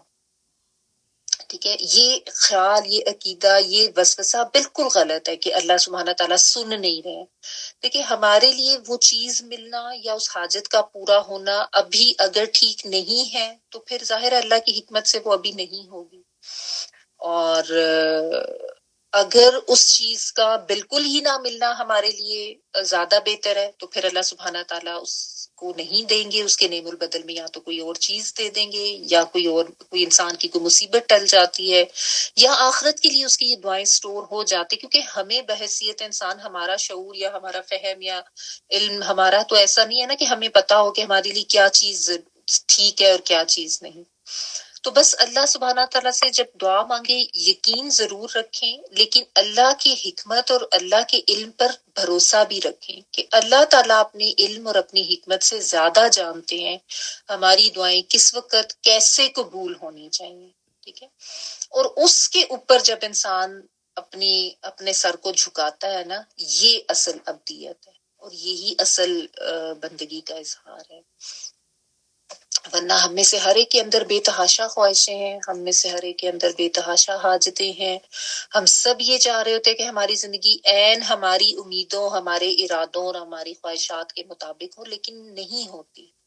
بہت سے کو یہ نہیں ہم کہہ سکتے کہ کوئی مالدار لوگ جو ہیں وہ تو اپنی زندگی کی ہر چیز لے لیتے ہیں، وہ دنیا کی چیزیں تو لے لیتے ہیں، لیکن حاجت مند تو ہر کوئی ہے، کوئی ایسا نہیں ہے جو یہ کہے کہ میری زندگی کی کوئی حاجت ہی ایسی نہیں ہے جو کبھی پوری نہ ہوئی ہو۔ تو اللہ تعالیٰ انسان کو حاجت مند رکھتے بھی ہیں، ظاہر ہے کہ انسان کی ابدیت کا اظہار ہوتا رہے۔ اب جو اللہ تعالیٰ سے مانگتا ہے، اللہ تعالیٰ کی طرف رجوع کرتا ہے، یقین کے ساتھ، ایمان کے ساتھ اس کی طرف جاتا ہے، وہ تو اپنی ابدیت کا اظہار بھی کرتا ہے، اس کی بندگی سے جو مقصود ہے اس کو پورا کرنے کی وہ تو کوشش کرتا ہے۔ جو اللہ تعالیٰ سے مانگتے ہی نہیں ہیں، جو اپنی صلاحیتوں اور قوتوں پر بھروسہ کرتے ہیں، جن کو اللہ کی معرفت نہیں ہے، یا جو اس میں مبتلا ہو جاتے کہ کوئی فائدہ نہیں ہے اللہ سے مانگنے کا معاذ اللہ، اور اللہ تعالیٰ تو ہماری دعائیں نہیں سنتے تو اس کی کوئی ضرورت ہی نہیں ہے مانگنے کی، تو یہ سارے لوگ جو ہیں یہ ابدیت میں نہیں ہے۔ یہ جو ایک الہ اور ایک اللہ تمہارا معبود ہے، اس کے سوا تمہارا کوئی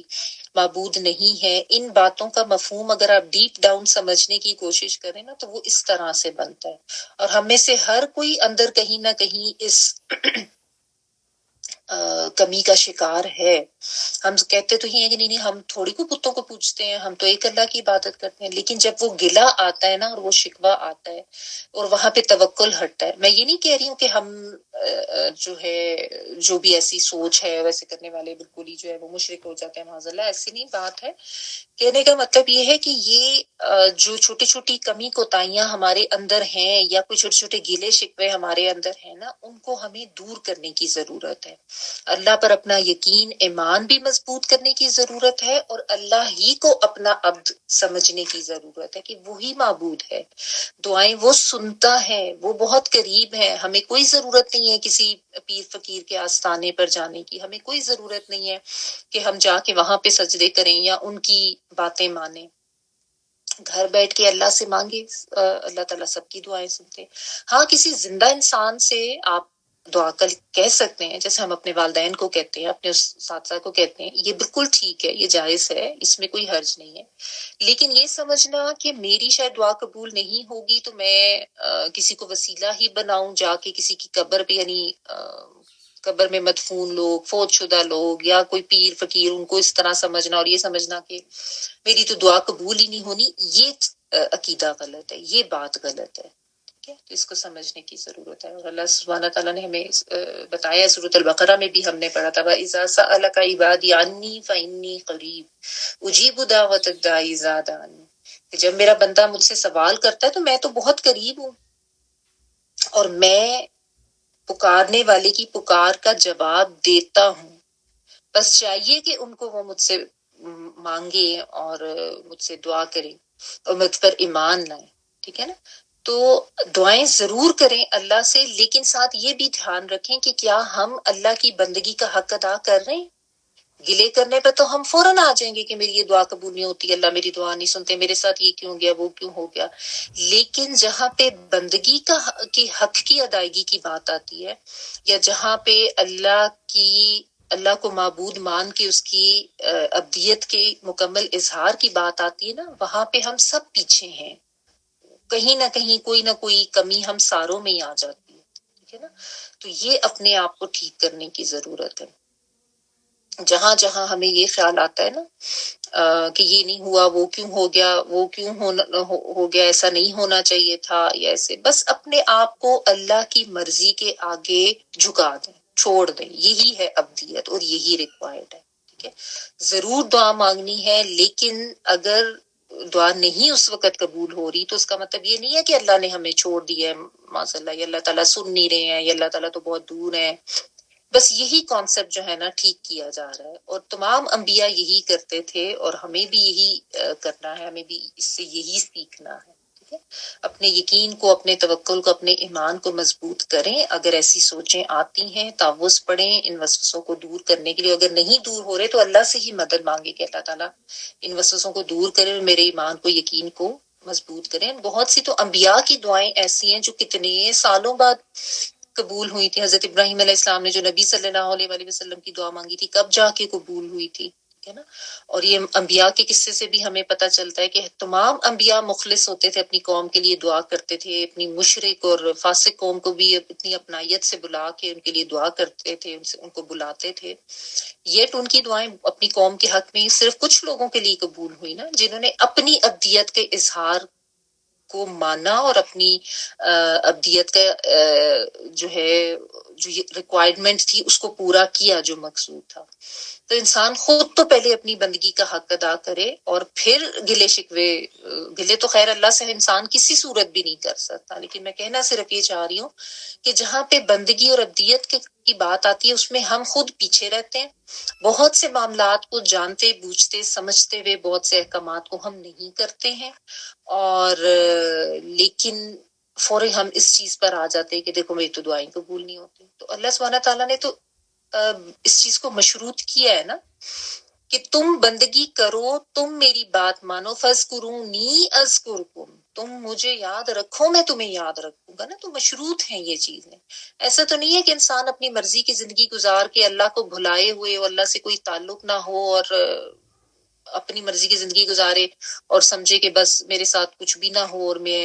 بس اللہ کے مقربین میں سے نہ ہوں. ایسا نہیں ہے. پہلے خود عمل کرنا ہے، قربانی کی سطح پر آنا ہے، ابدیت کا اظہار کرنا ہے، سچی نیت کے ساتھ، خالص نیت کے ساتھ اپنے عمل کو خالص کرتے ہوئے.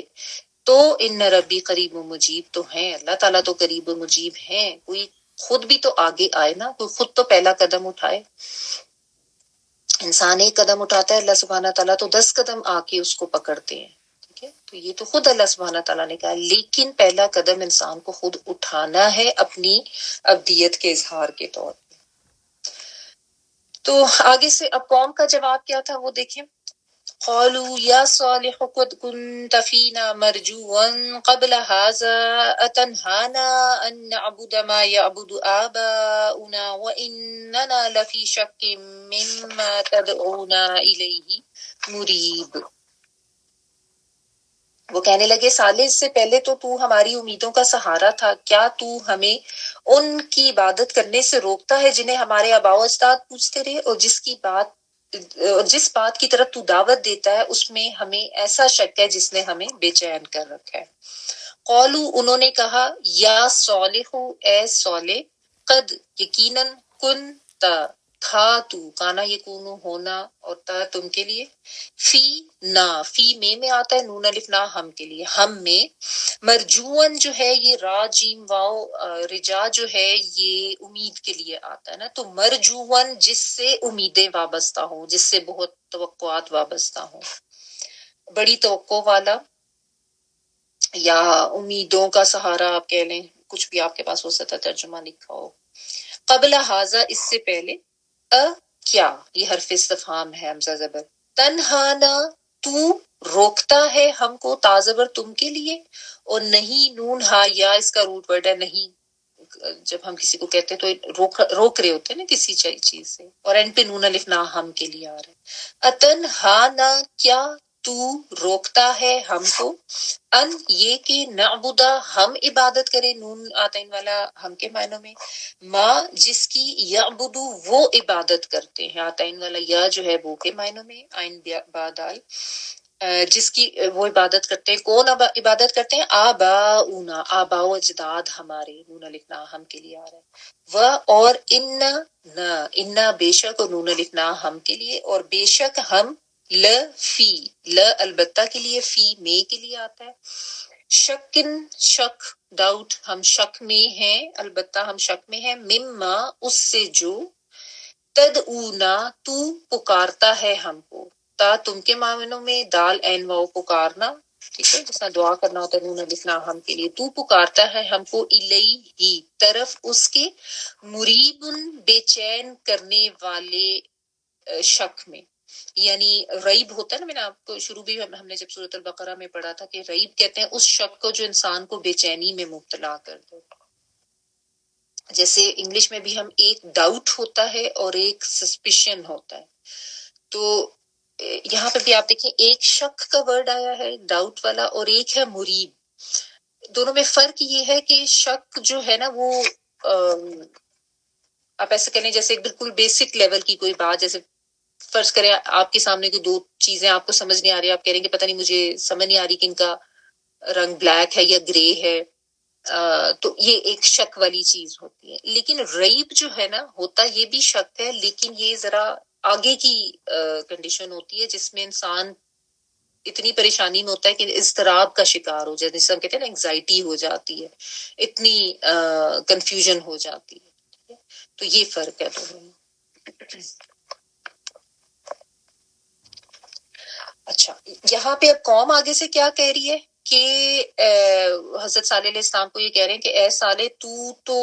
ایسا شخص تھا جس کو ہم بڑا قابل سمجھتے تھے، بڑا ہونہار سمجھتے تھے، اور یعنی ہم تیری جو ایک جو شخصیت تھی، ہماری تو اس سے بڑی امیدیں وابستہ تھیں. یعنی تم عقل مند بھی تھے، تم دیانتدار بھی تھے، اور تمہاری ذہانت فطانت اس کے بھی ہم قائل تھے، ہم تو تمہیں بڑے دانا اور بڑا حکیم سمجھتے تھے. کیونکہ اللہ سبحانہ تعالیٰ جب انبیاء کو چوز کرتے تھے نا، تو انبیاء ایسی شخصیات ہوتے تھے قوم کی جن کے بارے میں قوم کو پتا ہوتا تھا کہ یہ قوم کے راست باز، با اخلاق، صالح، نیک کردار والے، آنیسٹ لوگ ہیں، سچے صادق لوگ ہیں. نبی صلی اللہ علیہ وآلہ وسلم کو بھی جب اللہ سبحانہ تعالیٰ نے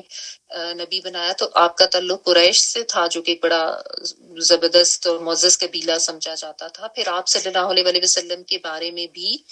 لوگوں کے جو خیالات تھے وہ بہت اچھے تھے، بہت پازیٹیو تھے، کہ بڑا زبردست تجارت کرنے والا ہے، بہت سچا ہے، آنیسٹ ہے، کھرا ہے، صادق اور امین کے القابات دیے ہوئے تھے، اپنی امانتیں رکھواتے تھے نبی صلی اللہ علیہ وآلہ وسلم کے پاس. تو یہ بھی ضروری ہوتا تھا نا کہ ایسا شخص جس کی بات مانی جاتی ہو یا جس پہ لوگ ٹرسٹ کرتے ہوں اس کو نبی بنایا جائے. تو یہ بھی یہی کہہ رہے ہیں کہ ہم تو تمہیں بڑا قابل ہونہار انسان سمجھتے تھے. اور اس میں بھی آپ دیکھیں نا کہ یہ بات کر رہے ہیں نا کہ مرجون، تمہارے ساتھ ہماری بڑی توقعات وابستہ تھیں. بالعموم لوگوں کی توقعات کیا ہوتی ہیں، ہم اپنے آپ کو بھی اگر رکھ کے سوچیں کہ ہمارے مسجز کی اولاد اگر کوئی زیادہ ذہین ہو، پڑھائی میں جس کا شوق ہو، ہماری عموماً توقعات اس سے کیا ہوتی ہیں کہ یہ بڑا زبردست ہی آگے پڑھائی میں آگے جائے گا، کوئی فلاں یونیورسٹی سے اس کو ڈگری لے کے دینی چاہیے، اس کو فلاں جگہ بھیجنا چاہیے، باہر بھیجنا چاہیے پڑھنے کے لیے، اور اس کو بہت زبردست پروفیشن پر آنا چاہیے کیونکہ یہ تو بہت ہونہار ہے. یعنی ساری جو توقعات ہوتی ہیں بالعموم لوگوں کی وہ دنیاوی لحاظ سے انہوں نے وابستہ کی ہوتی ہیں نا، کہ باپ دادا کا نام روشن کرے گا، خاندان کا نام روشن کرے گا، ہماری بڑی ایک اچھی ریپیوٹ بن جائے گی، یہ ہمارا بچہ بڑا ہونہار ہے. تو یہی بات وہ بھی سمجھتے تھے ان کے لیے کہ اچھا قابل انسان ہے، دیانتدار ہے، امانتدار ہے، تو یہ تو دنیاوی لحاظ سے بڑا آگے جائے گا، یہ تو بڑا اپنے خاندان کا نام روشن کرے گا۔ اب جب انہوں نے دین کی بات کرنی شروع کی، توحید کی طرف دعوت دینی شروع کی، تو جتنے بھی یہ دنیا دار لوگ تھے انہوں نے کیا کہنا شروع کر دیا کہ تم نے تو باپ دادا کے دین سے سرکشی اختیار کر لی ہے، ہمیں اس بات سے روک رہے ہو جس پہ اتنے عرصے سے ہم نے اپنے آباء و اجداد کو کرتے ہوئے پایا ہے، جس راستے پہ، تو کیا وہ سارے غلط تھے جو تم ہمیں اس سے ہٹا رہے ہو؟ ٹھیک ہے نا۔ اور یہ جو انبیاء کی دعوت جو ہے اس کے اثرات ہوتے تھے وہ یہی ہوتے تھے کہ جو ماننے والے عاجز لوگ ہوتے تھے وہ تو ایمان لے آتے تھے، ٹھیک ہے، جو ایمان لے آتے تھے ان کے اندر سکون بھی آ جاتا تھا، اطمینان بھی آ جاتا تھا، ٹھیک ہے نا، اور پھر اسی وجہ سے ان کو ایک ثابت قدمی بھی ملتی تھی، صبر و حوصلہ بھی ملتا تھا اس ایمان کی طاقت کی وجہ سے۔ لیکن جو انکار کرنے والے ہوتے تھے، جن کے دل میں دنیا کی محبت زیادہ ہوتی تھی نا، وہ جب اس طرح کی دعوت کو سنتے یا دیکھتے تو ان کے اندر ایک اضطراب پیدا ہوتا تھا، ایک بے چینی، ایک انگزائٹی، کیونکہ انبیاء جب اپنی دعوت دیتے تھے تو دلائل کے ساتھ دیتے تھے نا، بغیر دلائل کے تو نہیں دیتے تھے، اور دلائل بھی ایسے ہوتے تھے جو کہ ایک باشعور انسان کے عقل کو ہلاتے تو ہیں کہ دیکھو کائنات کی طرف غور کرو، اللہ نے تمہیں پیدا کیا ہے، یہ بت تو بے جان ہے، ان کی طرف تم کیوں جاتے ہو، ٹھیک ہے نا۔ لیکن جو منکرین ہوتے تھے ان کے پاس چونکہ اس چیز کو رد کرنے کی اور دلیل کوئی نہیں ہوتی تھی، تو وہ آبا کی تقلید کو دلیل بنا لیتے تھے اور کہتے تھے کہ بس یہی سب سے وزنی دلیل ہے، اور سب کو پتہ ہے کہ ہمارے بزرگ تو ہمیشہ سے یہی کرتے آئے ہیں، تو ہم اس سے کیسے ہٹ جاتے ہیں، ٹھیک ہے نا۔ اب ہوتا یہ تھا کہ ایک طرف انبیاء کا دلائل اور ان کا استدلال، اور دوسری طرف یہ جو منکرین ہیں ان کی بے دلیل باتیں اور ان کے وہ بے بنیاد نظریات اور عقائد،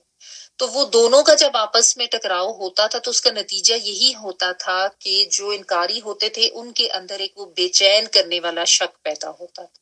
ٹھیک ہے نا۔ پھر یہ بھی ہوتا تھا کہ ان منکرین میں سے کوئی ایک شخص جو ہے اس نے وہ مسلمان ہو گیا، اس نے ایمان قبول کر لیا، اب باقی لوگ جو ہیں وہ ایک بے چینی اور پریشانی میں مبتلا ہو گئے، اس کو بھی یہ کہتے تھے کہ تم ہٹ گئے ہو، غلط راہ پہ چلے گئے ہو، تم گمراہ ہو گئے ہو، اور ساتھ ساتھ یہ بھی نظر آ رہا ہوتا تھا کہ یہ دلائل بھی ہیں، ان کی طرف بھی غور کرنا چاہیے، ٹھیک ہے نا۔ تو خود وہ اصل میں جو منکرین ہوتے تھے نا انبیاء کی دعوت پر، ایک پریشانی اور ایک اضطراب کا شکار ہو جاتے تھے، ٹھیک ہے۔ تو یہ بیسیکلی اس کیفیت کا یہاں پہ بیان کیا جا رہا ہے کہ وہ کہتے ان کو یہ تھے کہ تم تو بڑے ذہین تھے، قابل تھے، تم کس راہ پہ چل پڑے۔ آج بھی ایسا ہوتا ہے نا، اگر کوئی حق بات کرے، دین کی طرف بلائے، تو بالعموم جو خاندان کے بزرگ ہوتے ہیں اس کو کیا کہتے ہیں، اچھے بھلے ہونہار تھے، اچھے بھلے قابل تھے، تمہارا کیا دماغ خراب ہو گیا، تم نے تو سارا کچھ پڑھ پڑھا کے ضائع کر دیا، تم کس طرف چل پڑے ہو، اچھا تم ہمیں بتاؤ گے، یا یہ تو ہمیشہ سے ہمارے خاندان میں ہوتا ہے، یا تو ہمارے بزرگ کیا غلط کرتے آئے، یا پھر وہ مختلف قسم کے ڈراوے دیں گے، کوئی نفسیاتی حربہ استعمال کرنے کی کوشش۔ یہاں پہ بھی ایک طرح کا نفسیاتی حربہ ہی ہے۔ پہلے ہم نے حضرت ہود علیہ السلام کے بارے میں پڑھا، ان کی قوم نے ان پہ کیا نفسیاتی حربہ کیا تھا کہ تمہارے اوپر ہمارے بتوں کی مار پڑے گی، اور وہ انہوں نے ہی تمہارے اوپر ایسا قرض کیا کہ تم اس طرح کی باتیں کرنے لگے ہو۔ یہاں پہ کیا نفسیاتی حربہ استعمال کیا جا رہا ہے کہ تم تو اچھے بھلے قابل انسان تھے، بڑے ذہین تھے، بڑے فطین تھے، تمہیں کیا ہو گیا، تم کیسے بے وقوفوں والی باتیں کرنے لگے ہو۔ اور یہ جو رویے ہیں لوگوں کے ہر دور میں انسانوں کے رہے ہیں، مطلب ہمیں بھی اپنے ساتھ ہی ایکسپیرینس ہوتا ہے ہر ایک کو، جب آپ کسی کے ساتھ حق بات کریں گے، دعوت دیں گے، بتائیں گے کہ اللہ تعالیٰ کے دین میں یہ چیزیں نہیں ہیں یا یہ طور طریقے نہیں ہیں جو ہمارے خاندان میں اپنائے ہوئے ہیں اتنے عرصے سے، بعض دفعہ بتاتے ہیں کہ کسی کے فوت ہونے پہ، یا جو عجیب عجیب قسم کی رسومات ہمارے ہاں ہیں جو کہ کئی کئی دن چلتی ہیں، تو یہ غلط ہیں، تو لوگ نہیں مانیں گے، اور وہ فوراً آباء و اجداد کی جو طریقے ہیں اس کو دلیل بنا کے پیش کرتے ہیں اور کہتے ہیں تمہارا دماغ خراب ہو گیا، تمہیں کیا ہو گیا، تم عقل کرو، تم زیادہ مولوی ہو گئے ہو، تم نے زیادہ دین پڑھ لیا، اس طرح کی باتیں یہ بڑے کامن ایک رویے ہیں جو ہر دور میں انسانوں کے رہے ہیں، اور ہر حق کی بات کرنے والے نے یہ رویے فیس کیے ہیں، ٹھیک ہے۔ اور ہوتا بھی یہی ہے کہ جو کمزور لوگ ہوتے ہیں نا وہ دنیا کے پریشر میں آ جاتے ہیں، یا تو حق بات سے خود بھی ہٹ جاتے ہیں یا لوگوں کو منع کرنا چھوڑ دیتے ہیں، ٹھیک ہے، یا یہ کہتے ہیں کہ لوگ نہ ہم سے دور ہو جائیں، وہ نہ ہم سے ڈس اپوائنٹ ہو جائیں، اور اس مخالفت کو نہیں لے سکتے اور رک جاتے ہیں اور خود بھی پیچھے ہو جاتے ہیں۔ آپ دیکھیں ہم میں سے بہت سے ایسے ہیں جو تھوڑا بہت دین کی طرف اگر آئے تو لوگوں کے پریشر میں آ کے، لوگوں کی مخالفت سے گھبرا کے وہ پیچھے ہو گئے۔ ایک دفعہ ہم دیکھتے ہیں لوگ اپنی زندگی کے طور طریقے تھوڑے سے بدلتے ہیں، جیسے کسی نے کوئی دورہ قرآن کیا، 1 مہینے کے لیے وہ اس کا اثر ہوا، اور آہستہ آہستہ یا تو دنیا کی محبت غالب آ جاتی ہے یا لوگوں کا ڈر خوف اور ان کا پریشر غالب آ جاتا ہے، اور انسان اللہ کی بات کو پیچھے کر کے لوگوں کے پریشر میں آ کے دنیا دار بن کے اس پریشر کو نہیں لے سکتا اور پیچھے ہو جاتا ہے، ٹھیک ہے نا۔ اور پھر اس میں ایک طریقے بات یہ بھی ہوتی ہے کہ جب بھی حق کے لیے آواز اٹھائی جاتی ہے تو پہلے سب لوگ جو بڑے اطمینان سے اس شرک میں یا ان گمراہیوں میں اور اس فسق میں مبتلا ہوتے ہیں اور ان غلط راستوں پر چل رہے ہوتے ہیں نا، جب کوئی آ کے دلیل کے ساتھ حق کی بات کرتا ہے تو ان کا وہ سکون ختم ہو جاتا ہے اور پھر وہ بے چینی میں مبتلا ہو جاتا ہے، ٹھیک ہے نا۔ یعنی ایک تو ہوتا ہے نا کہ جب انسان مگن ہوتا ہے تو گمراہ ہو کے اس گمراہی کے راستے پہ مگن ہوتا ہے، اس کو پتہ ہی نہیں چل رہا ہوتا ہے، لیکن جب کوئی جھنجھوڑتا ہے، جب کوئی جگاتا ہے، جب کوئی بتاتا ہے، اب اس کے اندر ایک بے چینی ضرور ہوتی ہے، مانے نہ مانے یہ اس کا اپنا فعل اپنا عمل ہے، لیکن وہ بے چینی ضرور ہوتی ہے، کیونکہ اللہ تعالیٰ نے انسان کے اندر ایک حس تو رکھی ہے نا کہ ایک اس کو پہچان ہوتی ہے یا احساس ہوتا ہے۔ تو یہ وہی بات ہے کہ ان کا بھی سکون ختم ہوا، ان کو وہ بے چینی اور اضطراب ہونے لگا، اسی کا ذکر وہ کر رہے ہیں کہ تم نے تو ہمیں شک میں ڈال دیا ہے، جس چیز کی طرف تم ہمیں بلا رہے ہو ہم تو اس کو اگر سوچتے ہیں تو ہم تو بڑے بے چین کرنے والے شک میں مبتلا ہو رہے ہیں، ٹھیک ہے۔ تو جب بھی ایک باشعور انسان، باعمل ایمان والا انسان حق کی طرف آتا ہے اور پھر اس حق بات کی دعوت دیتا ہے نا، تو وہ روشن دلائل کے ساتھ دے رہا ہوتا ہے، اور بہت سے لوگ جو مان کے اس کی پیروی بھی کرنا شروع کر دیتے ہیں، لیکن جو دنیا دار لوگ ہوتے ہیں ان کے لیے یہ سب چیزیں بہت اضطراب کا باعث بنتی ہیں، ان کو بے چین کر دیتی ہیں، ٹھیک ہے نا۔ لیکن جب کوئی انسان سچ بول رہا ہو نا اور انسان بس ضد میں آ کے اس کا انکار کرے نا، تو انسان کے اندر ایک گھنٹی ہوتی ہے جس میں تھوڑی سی بھی فطرت کی رمق باقی ہوتی ہے نا، وہ بے چین ہوتا ہے کہ میں کہیں واقعی یہ سچ ہے اور کہیں ایسا تو نہیں واقعی یہ سچ ہے، تو یہ اس کیفیت کو یہاں پہ بیان کیا جا رہا ہے۔ تو ایسا نہیں ہے کہ جب انبیاء سمجھاتے تھے تو ان کے اندر کوئی ہلجل نہیں ہوتی تھی یا ان کے اندر کوئی بے چینی نہیں ہوتی تھی، وہ بے چینی تو ان کو ہوتی تھی، اور اس کو بیان کرنے کا بھی مقصد یہی ہے کہ جس کے اندر یہ اضطراب یا پریشانی آ رہی ہے نا، وہ اس کے اوپر تھوڑا غور کر لے۔ ہوتا ہے نا کہ انسان جب تھوڑی دیر رک کے غور کرے اس چیز کے اوپر تو پھر اس کو سمجھ آ جاتی ہے کہ اچھا یہ ہو سکتا ہے یہ چیز سچ ہو، تو اس کا طریقہ یہ ہے کہ پھر انسان مزید علم حاصل کرنے کی کوشش کرے، مزید جاننے کی کوشش کرے، تو وہ حق کو پا لیتا ہے۔ تو اگر ایسی کوئی کیفیت آتی ہے کہ بے چینی ہوتی ہے تو اللہ تعالیٰ کی طرف سے ایک وہ اندر ایک وہ گھنٹی بج رہی ہوتی ہے، یہ انسان کو وارن کیا جا رہا ہوتا ہے، لیکن بالعموم یہ ہوتا ہے کہ انسان اس آواز کو دبا دیتا ہے اور اس کو نہیں سنتا، اور ضد سے ہٹ دھرمی سے اپنے انہی طریقوں پر، کیونکہ دنیا کی محبت غالب آ جاتی ہے، مال و دولت کی، اپنے مرتبے کی، یہ محبتیں جب غالب آ جاتی ہیں انسان کے اوپر تو پھر انسان انہی سے مروب ہو کے اور انہی سے مغلوب ہو کے ان جذبات سے پھر دنیا کی طرف ہی چلا جاتا ہے، ٹھیک ہے نا۔ تو یہی معاملہ ہر قوم کا رہا، ہر دور میں انسانوں کا رہا۔ اب آگے سے پھر مزید وہ مکالمہ جاری ہے کہ آگے سے نبی نے کیا جواب دیا، یا ہم انشاءاللہ تعالیٰ کل کنٹینیو کریں گے، ٹائم کافی ہو گیا، اس کو یہیں تک رکھتے ہیں۔ آخر دعوانا الحمدللہ رب العالمین، سبحانک اللہم و بحمدک، نشہد ان لا الہ الا انت، نستغفرک و نتوب الیک۔ جی یہ آیت نمبر 61 سے اگر تلاوت پہ کر دیں تو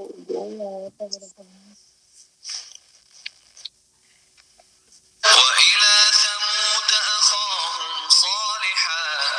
قَالَ يَا قَوْمِ اعْبُدُوا اللَّهَ مَا لَكُمْ مِنْ إِلَٰهٍ